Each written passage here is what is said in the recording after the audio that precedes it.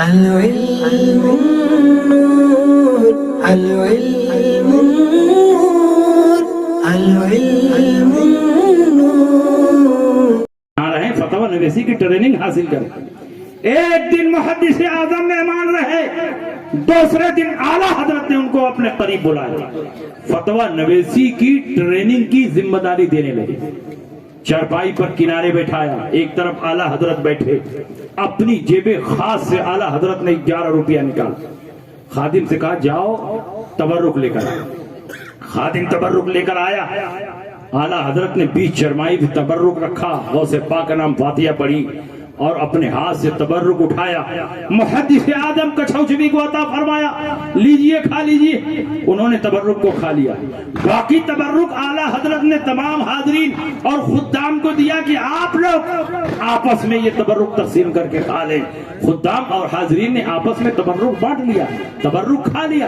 محدث اعظم کا بیان ہے, اچانک میں نے دیکھا کہ اعلیٰ حضرت امام احمد رضا اپنی چارپائی سے نیچے آ گئے. میں نے سمجھا کہ شاید کوئی ضرورت ہوگی, وہ گھر میں جانا چاہتے ہوں گے. پھر میں نے دیکھا وہ زمین پر بیٹھ گئے اور اپنے سر کو زمین پر جھکانے لگے.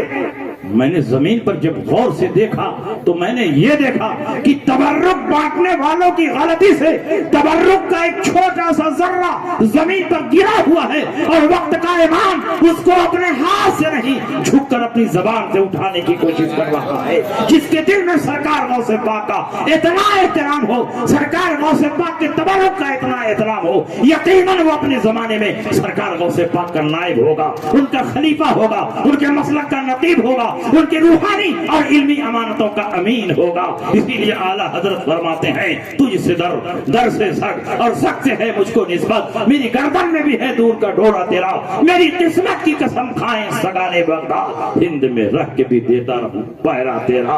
اعلیٰ حضرت امام احمد رضا کی شان اتنی بلند ہے کہ اگر میں تقریر کروں 2-4 گھنٹہ اسی پہ تقریر ہو جائے گی, لیکن علامہ عبدالعلی میرٹھی نے یہی کہہ کر اپنی بات تمام کر دی. تمہاری شان میں جو کچھ کہوں اس سے سوا تم ہو قصیب جان عرفاں, اے شہ احمد رضا تم ہو. یہاں آ کر ملی نہریں شریعت اور طریقت کی, ہے سینہ مجمع البحرین, ایسے رہنما تم ہو, تم ہی پھیلا رہے ہو علم حق اکناف عالم میں, امام اہل سنت نائب غوث الورا تم ہو. انہی باتوں کے ساتھ میں اپنی تقریر ختم کرتا ہوں. وآخر دعوانا ان الحمدللہ رب العالمین.